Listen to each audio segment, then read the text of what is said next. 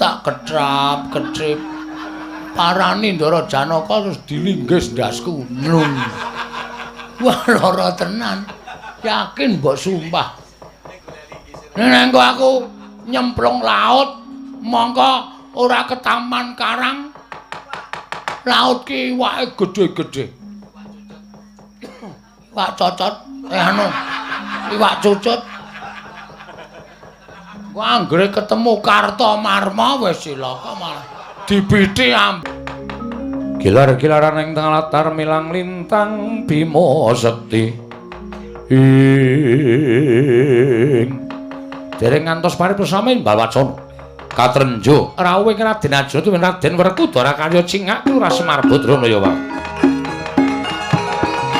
Lang-langing driya mangu-mangungkung.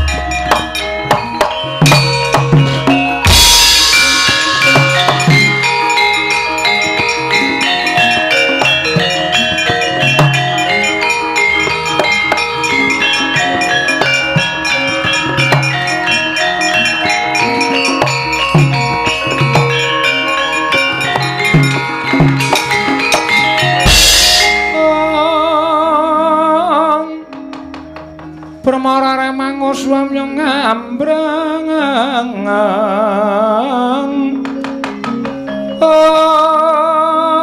kati karunaning kaswase yen aneng marga malalat tumiring sang kandha Wastratmaja long-long lalu mangulati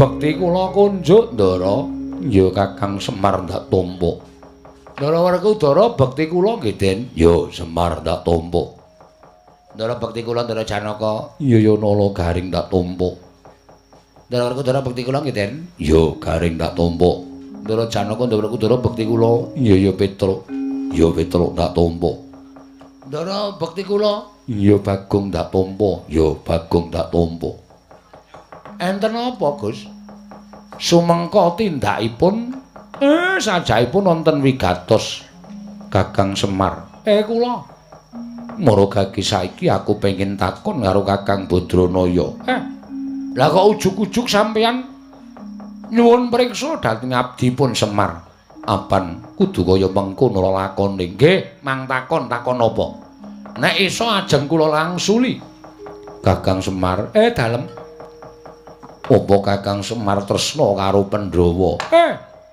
lah kok ngoten pitakonan sampeyan nek boten tresna kalih Pandhawa boten kaya ngoten lakone Semar sikil kula nggih sirah-sirah kula nggih sikil niku pengajaping ati kula mung kepengin gawe mulyaning pepunden kula Pandhawa.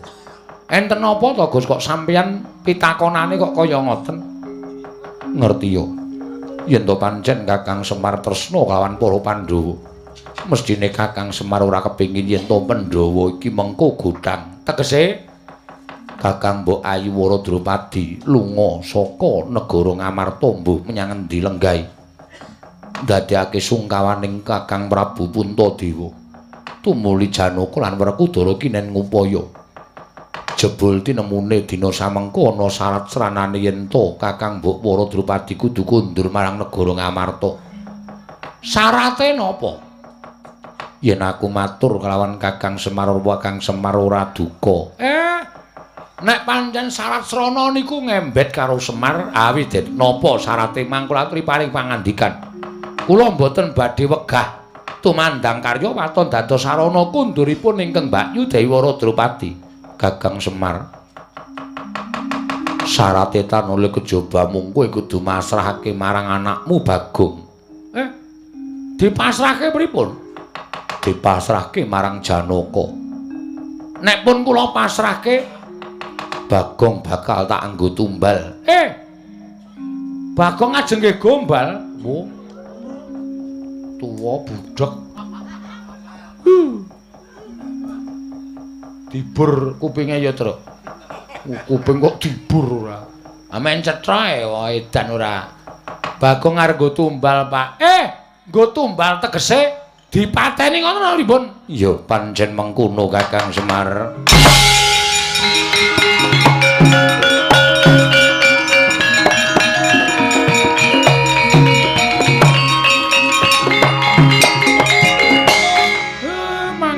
Mangke riyen. Niku sing dawuh kaya ngoten sinten? Sing dawuh ya kuwi bapa Mremban Durna. Ya sing dawuh Durna bapakku. Den. Nuwun sewu bareng sampean ngendika kaya ngoten ati kula kok kaget. Kula kok miris sampean kok bola-bali percaya karo Begawan Durna to. Cobi kula tak nyuwun priksa. Sing dipercaya niku napane? Anak kula Bagong ora ana gandeng senenge karo Ndara Ayu Wara Drupadi lah kok malah saniki ajeng didadekke tumbal. Niki terus lara-larae pripun sampean kok percaya banget karo Begawan Durna? Kok nganti anak kula sing melu momong sampean wit cilik nganti gerang kaya ngoten. Sampean ajeng mentala dadekke korban. Kula mboten entuk, kula ora mathuk. Yen Kakang Semar ora entuk tegese Kakang Semar ora tresna kaliyan para Pandhawa. Kula tresna. Ning aja kok kula warga kula dienggo korban. Wose tak jaluk entuk ora entuk tak jaluk. Dipol. Wenehno bangane anakmu tak rudha paripeksa. Ampun kaya ngoten lho, Den. Niki anak kula lho, niki batur sampeyan. Tinimbangane aku kelangan Kanjeng Koko Prabu Puntadewa luwung kelangan Bagong. Kakang Semar sesuk iso golek putra meneh diangkat minangka dadi ganeping Panakawan. Nolo gareng piye? Pedro, impene Bagong kok numusi, Tru. Gong piye, Gong? Nang apa iki? Ana rembug dirembug. Ana perkara diperkara. Kowe ra krungu apa piye, Wer Duwer? Ndara Janaka rene, Gong. Wis ngerti. Arep ngapa? Ndara Janaka golek tumbal. Nggon aku akeh. Suwekan sarung ora gombal wer tumbal supaya Ndara Wara Drupadi iso timbul ning negara Ngamarta. Mongko sing diangkah tumbale kowe, Gong. Lho. Aku? Nek kowe arep duwe atur-matur Ndara Janaka dhewe. Semak iki kok perkarane kok kaya ngene iki piye iki?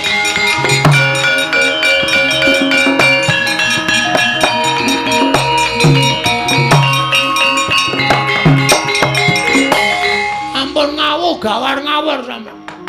Kula ora ana sambung rapete karo tindake Ndara Wara Drupadi kok ngerti-ngerti arep dipateni. Sampeyan niku duwe ati napa mboten? Sampeyan niku satriya lho, Gus. Kula derekke seprika-sepriki sampeyan nek tapa teng alas 3 sasi, 4 sasi. Kula ora tau mulih teng omah mbelani karo sampeyan kok bareng saniki sampeyan arep tega kalih kula. Terus nuwun sewu. Batin sampeyan niku rasa kamanungsan sampeyan teng pundi? Rasa kokian gunom tanpa guna. Wose kowe gelem tak dadekke tumbal apa ora? Ora gelem aja klakon dosa tak rudha paripeksa. Bagong. Kowe gelem tak dadekke tumbal apa ora? Ora gelem tak dadekke tak idak nang kene mati nang kene. Mlayu le, mlayu mlayu Bagong.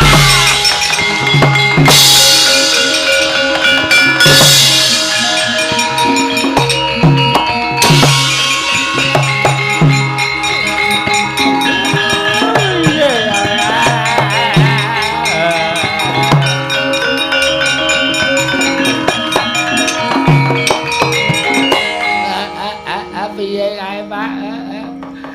Piye, Pak? Aku dhewe ora ngerti.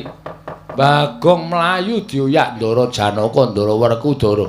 Monggo satriya-satriya kae nek urung kelakon penjangkane ora bakal mandeg.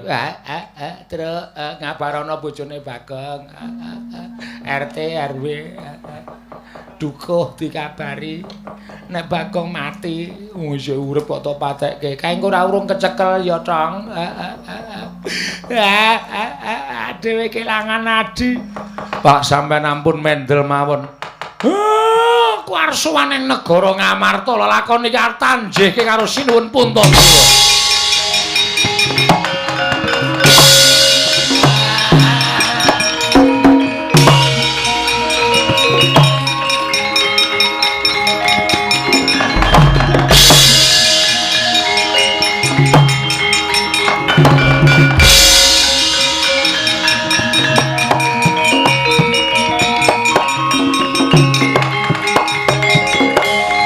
Copot kabeh sandang aku. Mengkari kathok training kaya ngene. Waduh, jan impen kaya ana nyatane to ya. Aku kok dadak ngimpi dadi mantan barang iki kepiye to ya? Oh, alah Mir. Oh, alah Reng, kok ora nyono-nyono mau tetembangan kepenak-kepenak kok saiki kowe kudu pisah kambek mami. Oh, alah Tro. Sayonara ya, Tro. Sampai berjumpa pula. Wis mlekoso uripku. Iki nek ora mlayu ndelik. Monggo Ndara Werkudara jangkae semono ambane ora tak. Apa jenenge iki? Nek ora tak banterke rekku mlayu ngrekoso uripku tenan.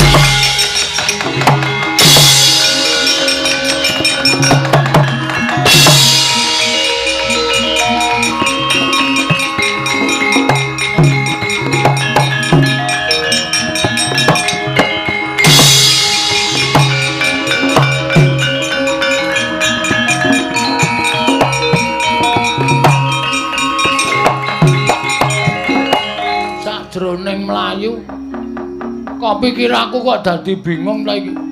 Aku arep nendi, arep ngenger karo sapa? Wis ora ndek anak, ora ndek sedulur, ora duwe kanca. Wah, wis repot tenan uripku iki. Monggo Ndara Janaka isih ngoyak terus kaya ngono kae ya mung tak gawe bingung aku mlebu grumbul jebol kono. Isih do tingak-tinguk goleki telapakan kakiku. Ngene goleki karo aku wis. Oh alah dewa, dewa. Kok dadi kados mekaten lampane ingkang kedah kula sandang dewa, dewa. Panjenengan mentala dhateng jasad kula. Oh kelingan anakku sing cilik. Oh alah ora bakal ketemu karo aku meneh kowe le. Nah ya wis mending mengko ya nakale ra jamak-jamak. Nangane njukuki dite bapak. Wis jan anak kok kaya arep dadi maling. Nek ora tak tinggal wis malah repot uripku wis tak golek dalane pati wae aku.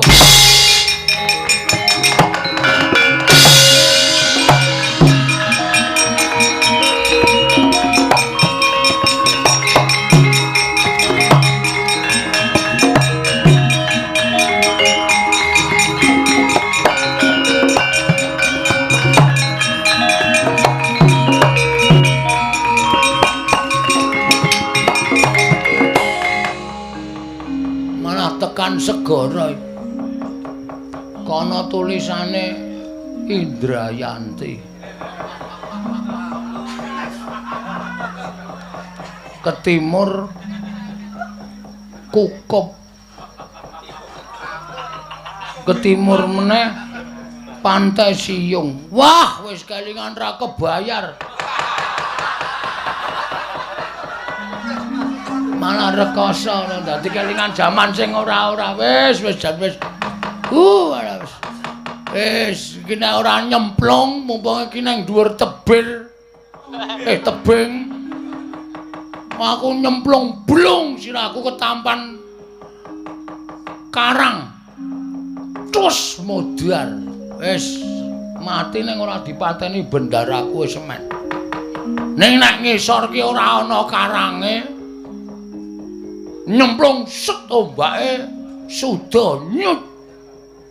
Entuk watu ning daratan cuwok. Mongko ora mati. Ming gagar otak ketrap-ketrip.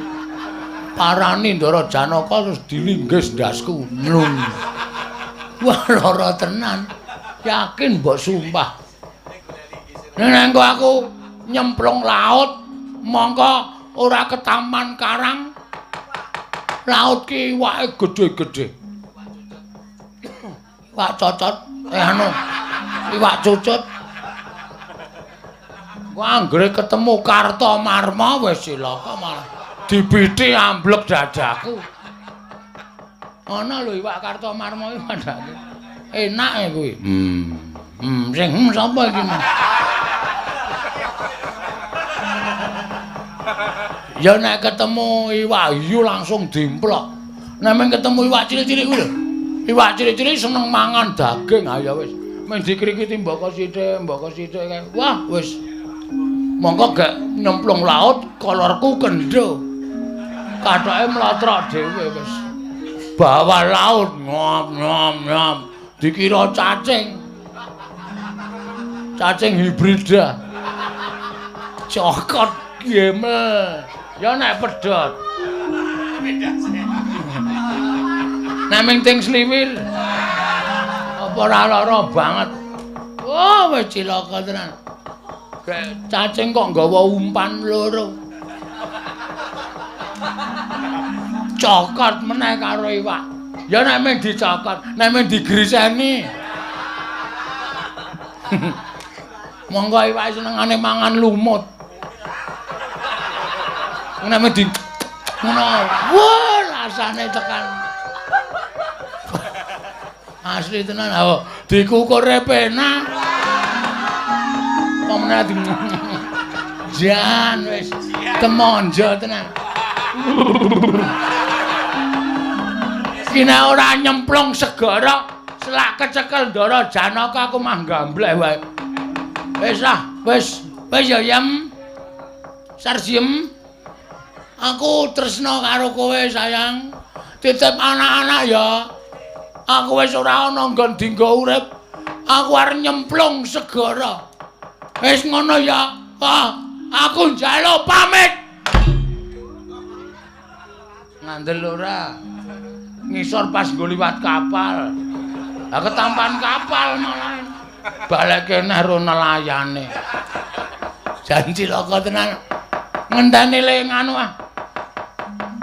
Le apa le banjir. Nek ora ngono ndak ora rampung-rampung ah. Wis mer truk.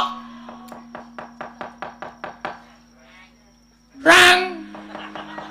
Aku nganti lali karo kakang-kakangku dhewe. Apa arep mati ki apa ya? Karo sapa-sapa kok lali jan. Ya wis, tak nyemplung telenging samudra laya. Iwak sing gedhe mara. Aku untalen wak, gendang modar ora urip ngene iki terus. Wah!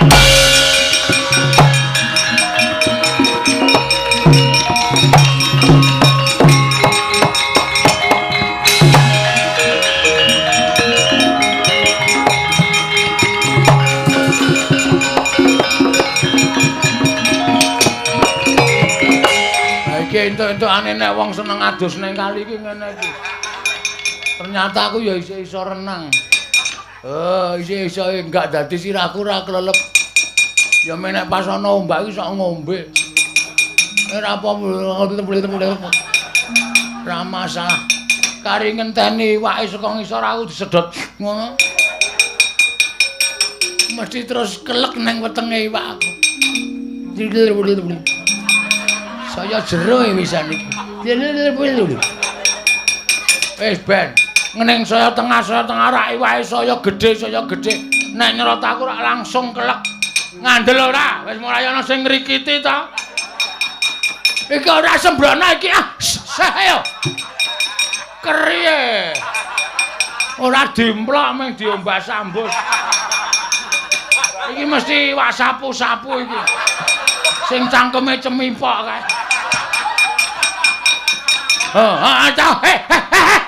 Ayo mikir. Saya ayo. Wajar.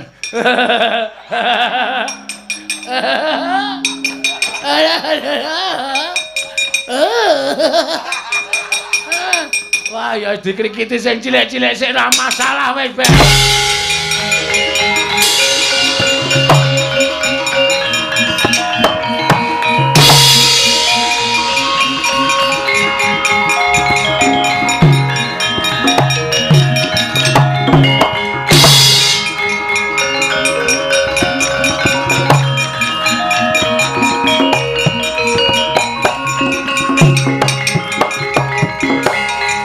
Gunjang ganjing langit kelap-lapaton lir kincanging risang mawe gandrung. Aku kok mentas dhewe.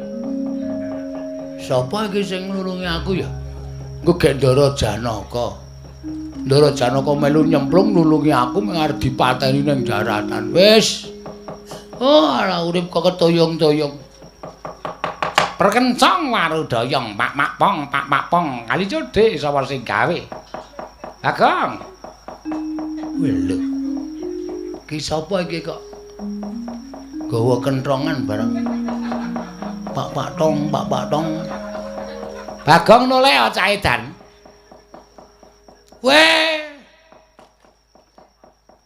Bambang dengkulmu kowe. Sapa ya? Rupane kaya Bambang ya. Oh ya sing nulungi aku. Lho. Kita kok ora bosok karo panjenengan ulun. Bagong, ngerti ya? Ulun ki dewa. Aduh, Bu Kulun. Sembah mangabekti kula konjuk Bu Kulun. Ulun tampa karya bombong tias ulun, pangestu ulun tampanana. Kula pundi nggo jimat paripendhanan ing kasantosan. Bu Kulun. Mboten nginten bilih paduka Bu Kulun Sang Hyang Brahma. Ngawur kita. Kita iki jane ngerti dewa apa ora to? Ngertos Bu Kulun. Orang-orang wong bapak kula niki nggih dewa, dadine kula nggih hafal kalih dewa. Ulun sapa? Bathara Yamadipati. Ngawur. Salah. Bathara Wisnu. Dudu. Bathara Guru. Utuh. Bathara Murid. Utuh. Kok Bathara Murid barang ana guru ana murid. Bathara sinten nggih? Kaneka Putra. Walah. Toko buku tulis. Lho. Toko buku tulis piye, Rat? Kaneka Putra, Pukulun Rada. Iya. Wah, padha arjo kita. Malah niroke ora. Bagong ulun nyuwun prisa. Bagong ulun takon lan jeneng kita. Takono. Apa kita arep mati? Pun entek baterene. Wis abang 20%. Mula kudu mati. Aja kita nek mati ora prayoga. Kita kuwi ora kena mati. Lah, sebabe napa kula mboten ngeng mati wong nyatane kula nek urip ya mung arep dipateni karo Ndara Janaka karo Ndara Werkudara. Padahal kula ora ngerti luput kula napa, kleru kula napa, kok arep dipateni. Ayo. Ngerti ora? Bekakan Gusike kita iki ora ngawur to, karo dewa kok sak karepe dhewe ora. Ulun tumedhak ning Madyapada iki bakal tetulung lan jeneng kita.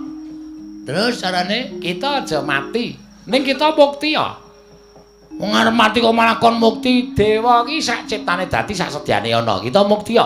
Carane kita mlaku bener ngulon parane kono. Mengko kita bakal ketemu Nalendra, arane Prabu Kalasreng.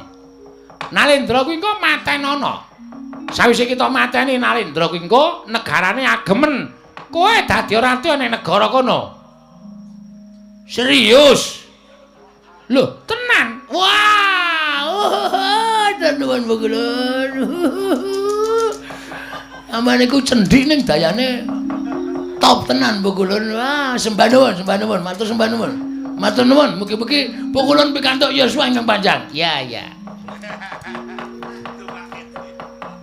Kita ulun paringi pusaka.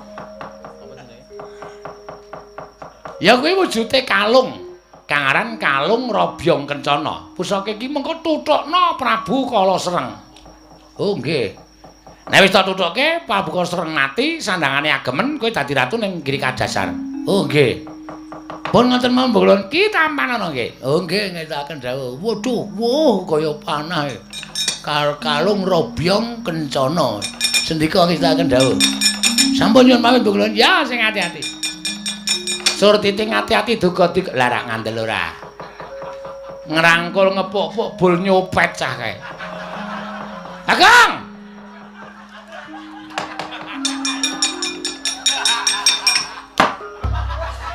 Wonten dawuh Mbok Kulon. Wes, dompet tulun baleke. Konangan wae ana isine STNK barang. Napa Dewa niku numpak kendaraan? Lho, aja tok sepeleke. Dewa kuwi ya nitih kendaraan. Kene baleke. Oh alah, kaya konangan ngepuk-puk kok nggon sak ora. Sembrana ora. Pun kula delok e wau. Iya. Saman kok nyimpen fotone bojo kula. Wes. Sing kandha sapa ora wae? Ayo. Ajar nang kene. Ora ngawur iki. Garwa ulun nek wadake. Wah, persis bojo kula iki. Berarti garwane Pukulun Trada niku nggih elek. Ayo Ben. Sing penting tresna kok. Matane wurdek, Ben. Ben sakarmu arep. Andeng-andeng kok nang ngisor mata wis ora apal pantut babar. Ben ya Ben arep apa-apa Ben. Wis kana mangkat ulun kondur makayangan. Ngatos-atos Pukulun sembah kula ingkang nderekaken Jengkar Paduka Pukulun Bathara Trata. Ya, muga-muga kasembatan panjangka kita ya.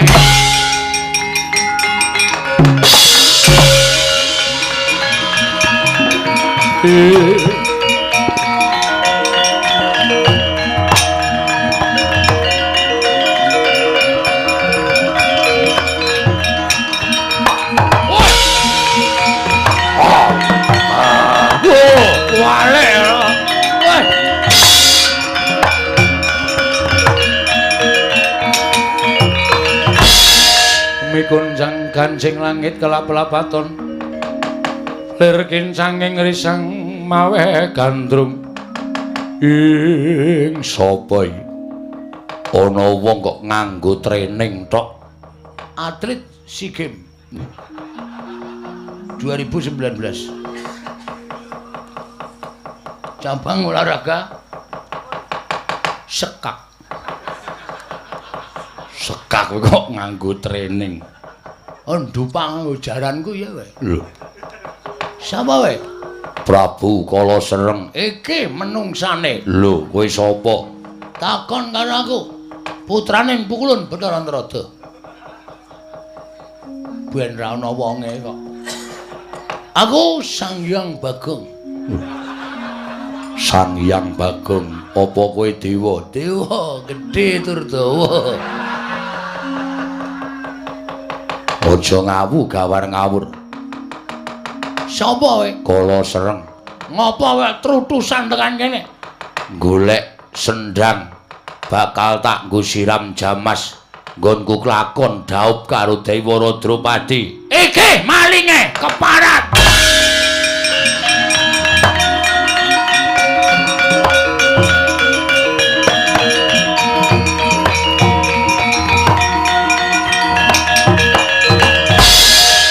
Strayali binatang September, Oktober, November. Menungsa ratanan kowe jebul ratu Gustiku Dewi Dia Ayu Wara Drupadi ilang saka negara Ngamarta iki saka pokal gawemu Kala Sreng. Lho, kowe sapa? Aku abdine. Ora mbaleke Wara Drupadi tak untapke nyawamu. Kowe diapurmu ing kaya ngono arep mateni karo aku arep pateni nganggo apa? Iki tampanana kalung Robyong.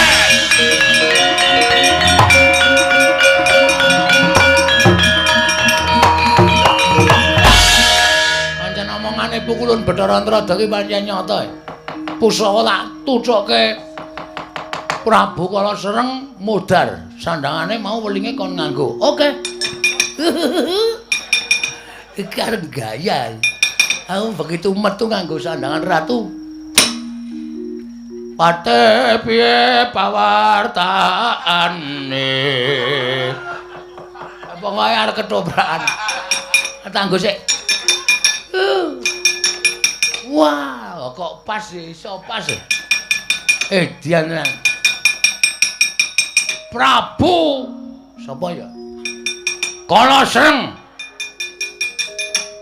Medal Jawi. Kumricik suarane.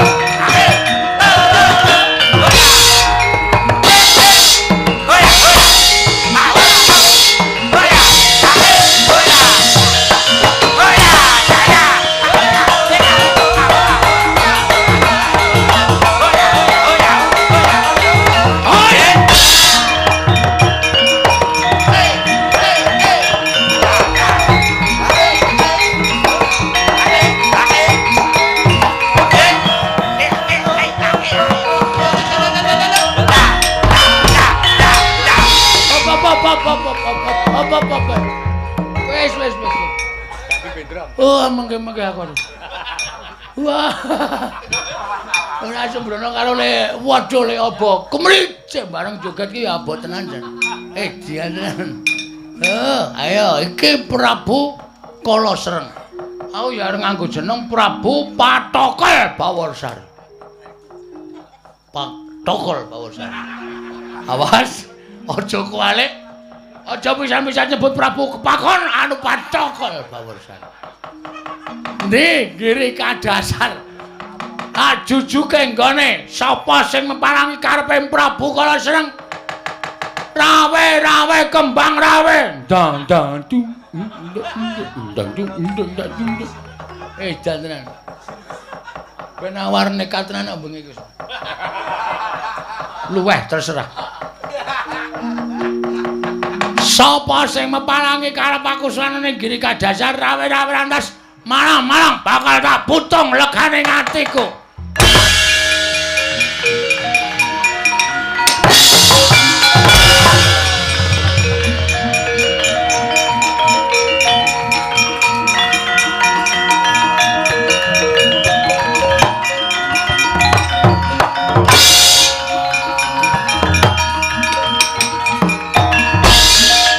Lho sapa iki? Nganggo sandangan ratu. Wonge cendhek kepalang. Lah nomoripanmu gatena gobokmu. Aku sing bisa mateni Prabu Kala Sreng. Mula sandangane Prabu Kala Sreng tak agem. Aku Prabu Kala Sreng sing bakal lenggah dampar ke Prabu ning negara Giri Kadasar. Kowe sapa? Pate Sengkuni dudu. Pate Rumeksa Praja. Negarane Prabu Kala Sreng tak wenehke apa ora? Ora bakal tak wenehke tendiang nganggo sepatu. Letuku neng Lazada. Hai.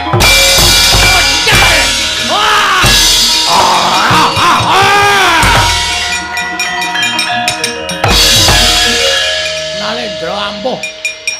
Kome mungsuh pate kaya ngono. Kapok ora kowe? Inggih, kapok sinuwun. Kula nyuwun gesang tak nehi urip ning negara Giri Kadasar aku sing ngagem. Kula semanggaken mlebu kedaton.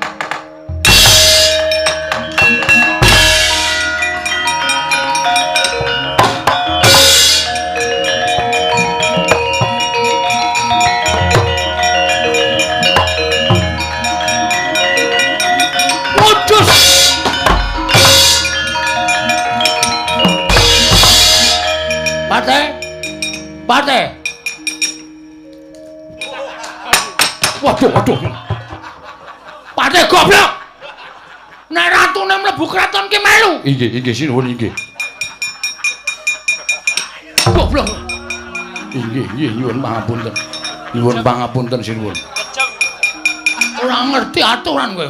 Udus kowe. Inggih nyuwun pangapunten. Prabu Pathokol Bawarsari si tangan besi ya padahal. Iya paringipun kados pundi? Iki sapa iki? Kok ana Elsi nang kene. Ngan menika ngawur. Menika Dewi Wara Drupadi. Udus. Wara Drupadi kasinggihan mekaten. Iki putri saka ngendi te? Saking negari Ngamarta. Kok tekan kene dipun cidra Prabu Kala Sereng. Nek ngono iki berarti bekase Prabu Kala Sereng. Dereng purun dipun garwa Prabu Kala Sereng. Waduh, isih urung tau dijamah. Dereng. Wara Drupadi wonten dawuh Prabu Kala Sereng mati. Negara Giri kadasar ingsun ingkang lenggah. Panjenengan sinten? Prabu Pathokol Bawarsari. Pathokol aja kuwalik ya. Pathokol. Nggih. Nek Prabu Kala Sereng wis ora ana, terus aku sing dadi ratu kira-kira kowe nek tak merit piye? Menapa sinuwun? Kowe patih goblok iki tendiang. Merit kok ora ngerti. Merit ki ijab kabul. Mekaten kula dereng paham. Mula sinau. Inggih. Kowe nek tak merit gelem ora? Merit menika menapa? Tapet bojo. Sinuwun menapa panjenengan saestu? Heeh. Lahir batos, lahir baten. Tobat kula purun sinuwun. Waduh!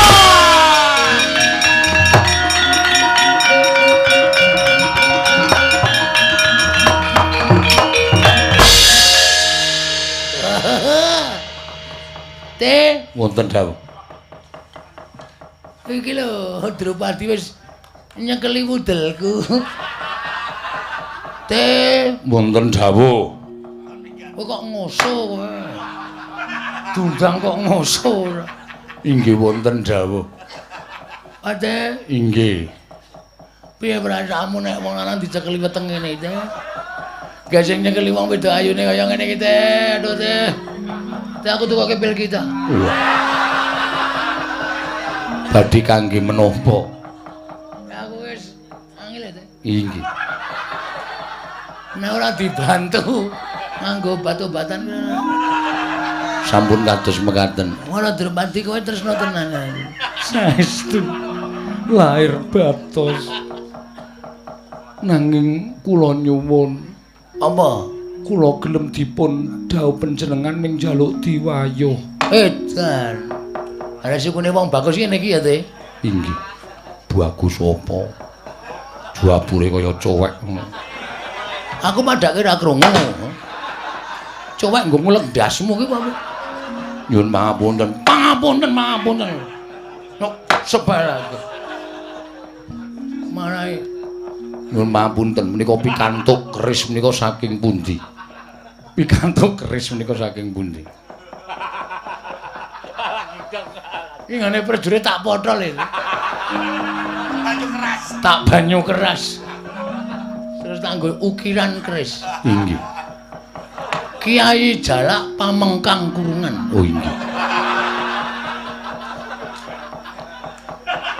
Menawi dipun wayuh, sapa sing kudu tak wayuh? Panjenengan kedah pados putri kalih cacahipun supados sak mangke kula gadah rencang. Serius? Inggih. Lahir batin. Lahir batos sinuwun. Padhe wonten dawuh. Ngadhep kene.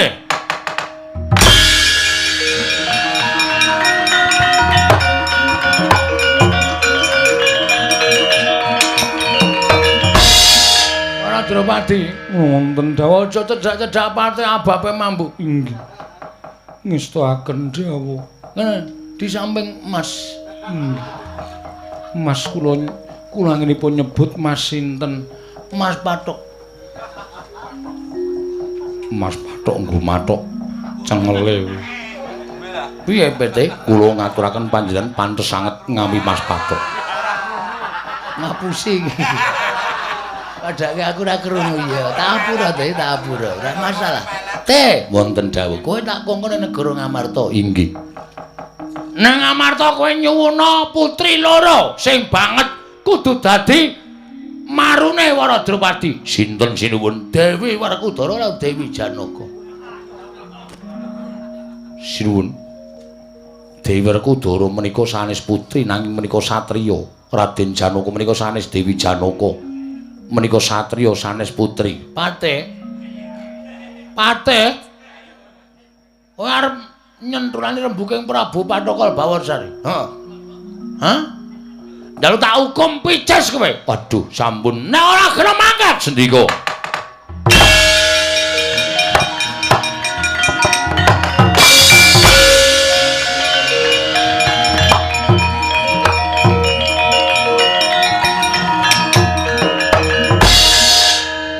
Yayi Wara dubriksa Drupadi. wah jan kowe manjinga ning akekku mata kucing. Nggih. Kowe tak gawa ning negara Ngamarta mergo aku kongkonan Patih kok kaya ora percaya. Parengipun. Ayo. Di tunjem. Patih kowe. Ditungka. Ya, ratu rong suwe iki ora ngerti basa. Ditungka. Inggih, manjing pundi? Kono. Nggonake Inggih. jarikmu keri. Inggih. Semilake. Inggih. Nyuwun pangapun. Ayune. Wis, mapan ning nggonake ya, sayang. Inggih. Aku tak nututi Patih kowe, Patih petok Patih. Dikongkon klomat-klamet. Lah malah ngangkring barang. Tendangi tenan kowe.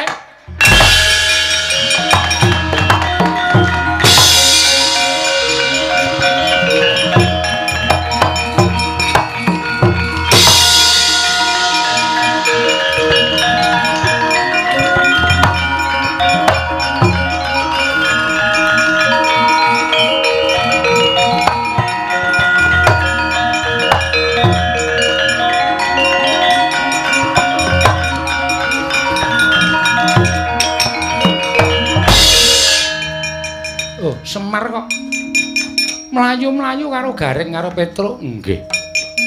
Eneng apa? Kula mboten ajeng wadul. Ning lakon iki kasunyatan. Kasunyatan piye? Karang kadempel kerawan Ndara Janaka, Ndara Werkudara. Mboten kanyono-nyono merga dawuhing Begawan Durna ngupaya Dewi Waradrupadi anggenipun murca. Lah kok rawuh teng Karang Kadempel ngemban dawuhing Begawan Durna. Jarene Waradrupadi saged timbul teng negara Ngamarta ning kudu ditumbali nyawane Bagong. Lho. Lah terus anak kula Bagong dioyak-oyak Ndara kula kekalih. Kula njaluk pengadilan Ndara. Ora gak.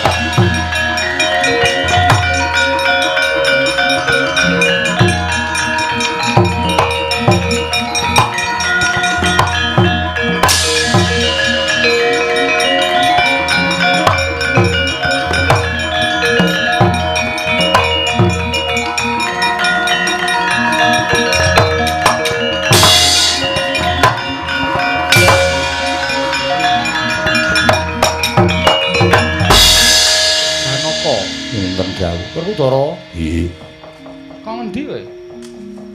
Ngupaya Kakang Mbok Waradrupadi entuk gawe sekedhap malih tumunten badhe kundur wonten negari Ngamarta. Lho, kok sekedhap malih? Ketemu ora? Kaliyan Mbak Yumu. inggih dereng nanging syaratipun sampun kelampah. Oh, syarate wis tok lakoni. Sampun. Wis Werkudara. Wis. Syarate apa? Syaratipun Inggih menika. Menapa menika? Inggih. Sejatosipun. Ayo Gage, matura karo dulurmu tuwa, syarate apa? Inggih menika kuwanda. Kuwanda? Inggih. Kuwandane sapa? Kuwandanipun menapa menika? Kuwandanipun ge omong. Ora menapa menika menapa. Diulak-walik. Inggih. Anu Koko Prabu mboten duka. Lho mestine ora yen panjen kuwi dadi syaratku nduring Nyai Prabu. Nyai para Drupadi aku ora bakal duka. Kuwandanipun Bagong. Piye? Kuwandanipun Bagong. Kuwandane Bagong Panakawan. Inggih. Terus kowe mau matur wis kelakon. Tegese Bagong wis tak pateni. Mboten kula pejahi nyamung nyemplung telenging samudra.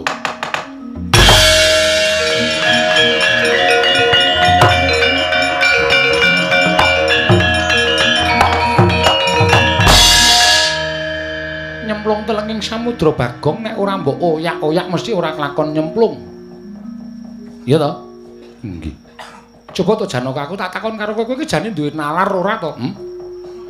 Kowe kuwi padha duwe rasa kamanungsan ora Werkudara? Nggih. Tak takon karo kowe sing ngakon mateni Bagong sapa? Durna bapakku. Wis ping pira kowe percaya karo Durna? Ning nyatane ngawu gawar ngawur ora ana nyatane. Durna pendhita sing nyata. Nyatane ngono apa aku tak takon? Menehi aku kawruh panunggal. Sing menehi kowe kawruh panunggal kuwi Sang Ruci, Bathara ya Sang Dewa Ruci. Wong satemene nggomu banget percaya karo Begawan Durna pekasan kowe dijlomplongake cemplungke segara wae panut. Nanging merga gedene kapercayanmu kowe ora tekaning mati iso ketemu karo Sang Ruci Bathara. Kuwi dudu Durna sing menehi. Nanging kowe pancen pambudidayamu dhewe. Lah kok dadi kowe saiki tuntula karo Bagong merga perkara Durna? Ning nganti Bagong iki tekaning mati ana tantrimaning dewa sing sago nyangga sapa? Sing sago nyangga sapa? Wah, lah adik-adikku tak gawe kaya ngono ta pikiranmu kok, Dok. Kutung nalarmu ora ngerti kan pala. Wun.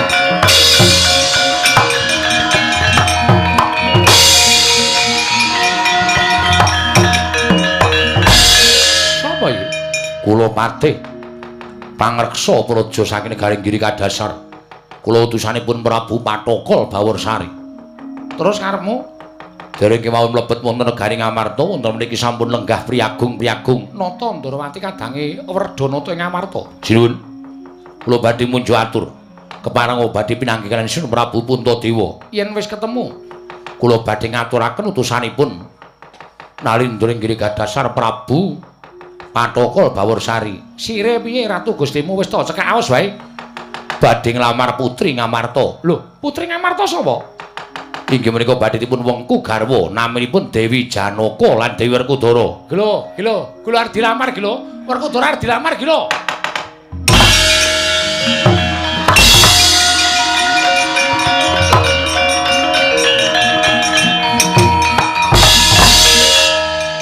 Wong ki nek kondang, wong ki nek kuncara. Wah, lah jebul sing seneng karo kowe iku ora mung wong wadon. Wong lanang barang seneng. Ya ta, Petra? Nggih. Ayo ayu ndasmu.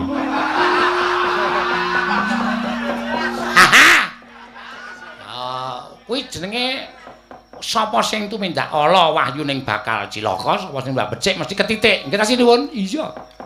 Wis benengke wae. Aku tak ketemu karo Patih mau, tak kandha karo Patih mau nek Janaka saguh dilamar Prabu Patokol Baworsari. Koko Prabu sampun kados ngaten Koko Prabu kula isin. Kowe duwe isin wae. Kowe duwe isin? Inggih. Yen kowe duwe isin kudune kowe duwe rasa welas asih. Ning kowe koncatan rasa welas asih. Kowe mentala karo abdimu Bagong. Lah gunane apa kowe duwe isin? Coba aku tak takon karo kowe. Gunane apa kowe duwe isin? Wong kowe tresna asih rasa kamanungsan, kowe dibelani Bagong seprono-sprene wae ora ngrasake dibelani kok. Kowe isih duwe rasa tresna asih ki asihmu nggon ngendi aku tak takon karo kowe.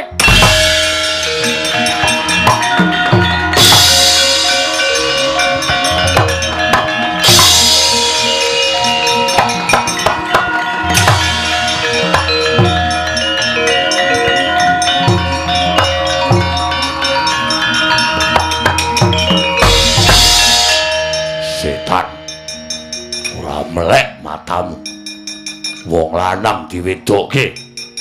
Ora ana Dewi Werkudara sing ana Raden Werkudara. Saanane waton Werkudara diasmu.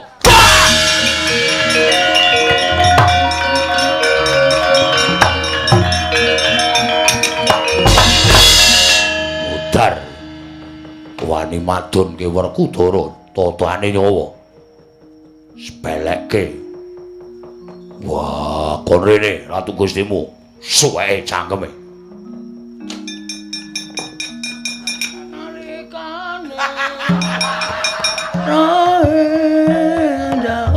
Dog suram-suram tiwangkana kinggen yen mangos kang layon dene langkang manise wadanane ra layo kumel kucam ora raut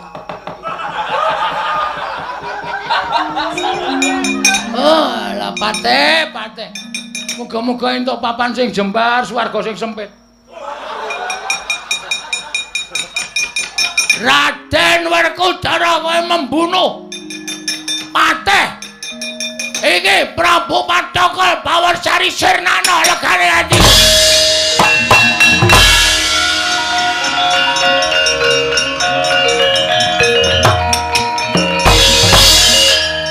sayangku wah Raden Werkudara jebul ayu tenan ya ampun nganggo kathok seksi banget kathok ketat meneh. Waduh Raden sing pamungkas.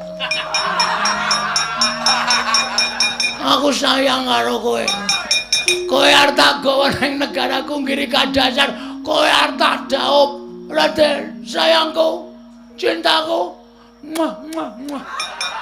Wah, iki Pathokol Bawarsari Dasar kepara nyata.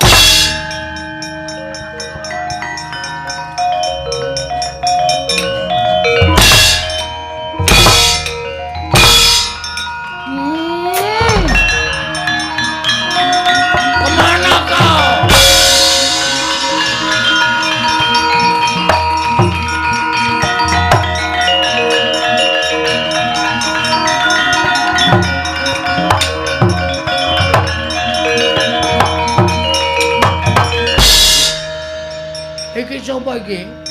Raden Janaka. Dewi Janaka. Ya dasar kepara nyata. Ayune tumpah undung.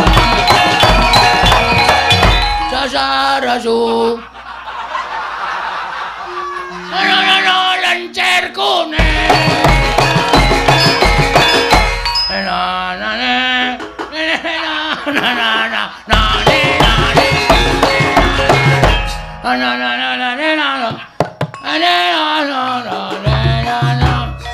Tolong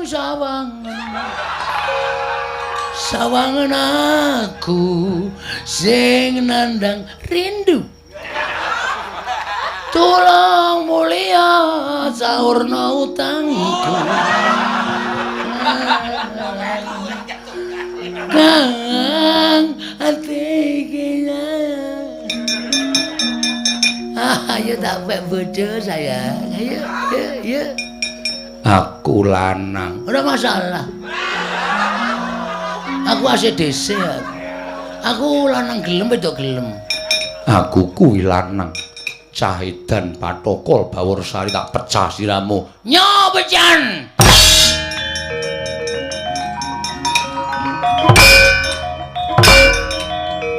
Sayang.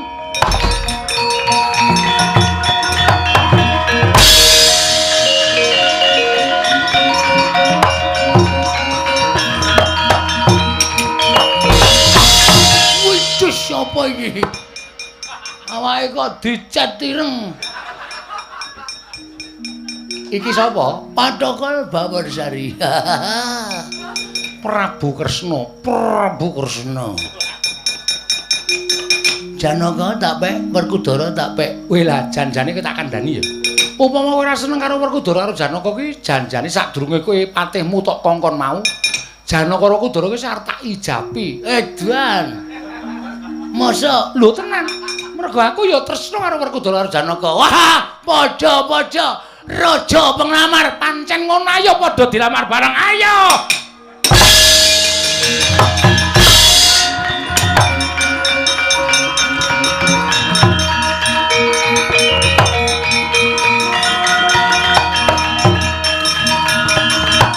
Kakang Semar.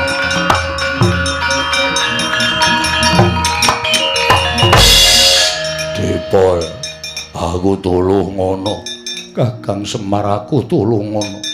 Kok ora Bundarawati malah melu-melu perkara iki. Pripun nek kaya ngeten iki? Nek kula nulungi napa labuhan kula ajeng manglalekke. Nggih. Sampeyan kewirangan lho diwadonke wong niku nek cara kula kaya didak sirahe. Sampeyan iku satriya jagan nganti keberbeken ngumandhangi Ndara Janaka, Ndara Werkudara kok ming ajeng diramar Ratu Petruk nika. Pun pripun? Aku luput. Kakang Semar aku kleru. Yen Bagong isih urip arep tak goleki nganti sak ketemune. Yen Bagong urip arep tak goleki nganti sak ketemune. Semar, aku tulung ngono. Aku tulung ngono. Prabu Patrokol Bawarsari. Piye, Prabu Kresna? Kira-kira kowe milih sapa? Janaka apa Werkudara? Aku terserah lah. Aku manut. Aku njaluk sing libidone dhuwur sapa.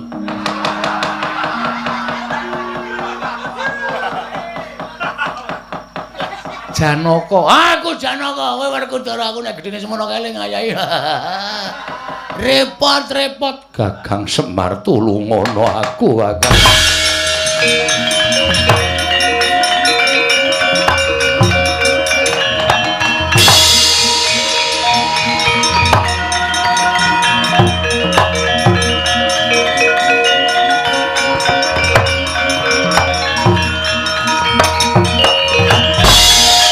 Belum bareng ilang Janaka karo Werkudara kok malah wujud Betor. Betor ngetor bathukmu iki piye? Sinuwun Ndara. Sinuwun Ndarawati kok malah melu-melu ya wis ben. Aku mangkel kok karo Janaka Werkudara iki pendak-pendak tanpa petungan. Sak penake dhewe kok mentala karo Bagong, aku rak ya ora trima to nek nganti mentala karo Bagong. Wong Bagong iki ponokawanku. Nek nganti Bagong dikapak-kapakke iki cilik diloloro gedhe tekaning pati, aku sing ora trima.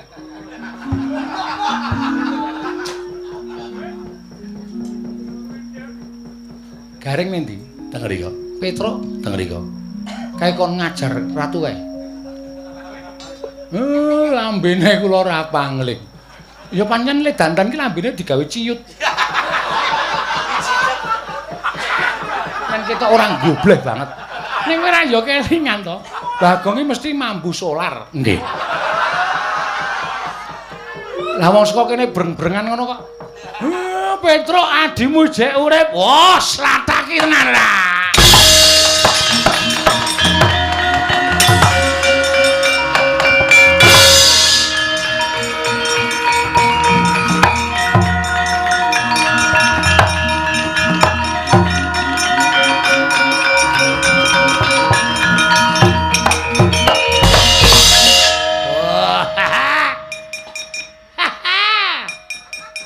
Iki entuk sandangan saka ngendi to, Wer? Jangan salah. Kok kamu memanggil aku Wer? Aku raja dari Batavia. Duapure kaya ngene kaya aleman ngingu jenggot barang kok mingu wedhus sing iso manak. Aleman gong ora. Apa iki wani nganu bedhek karo aku? Wek saya sak asyare. Terus Reng, terus. Wah!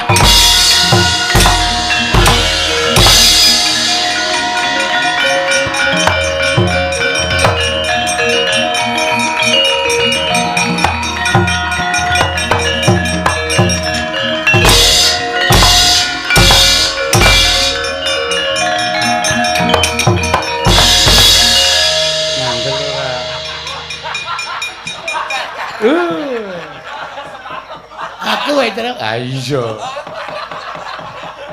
Bagong anu gareng nendi? Aduh. Sing ngimpi dadi manten aku sing mati Gareng. Gareng mau ning ngisormu ya. Heeh, tak walik. Oh tak jeblos-jebloske aspal sak kayange. Reng, tangi Reng, ada dadi ratu kok. Ndadak mati barang Reng. Ya wis Tru ora masalah. Bojone Gareng rada lumayan lho, Tru. Ah iya. Damri nang omah ya. Ya. Ah, plinteng tenan ya. Rumasane anggere muni ana dulure mati kok bahagiane ra jamak-jamak. Ning arep do aneh-aneh ora.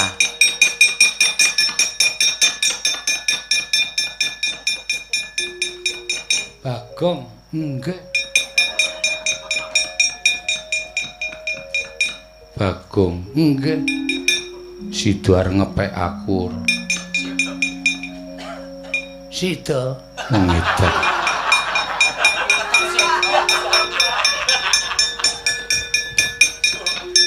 Wah, duel. Lenggor. Wah. Ajar.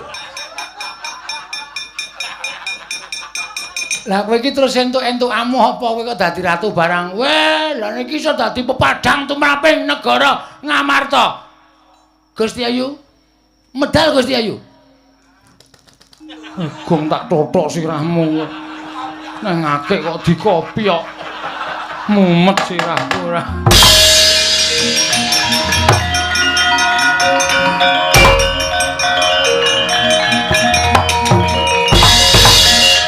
Edan.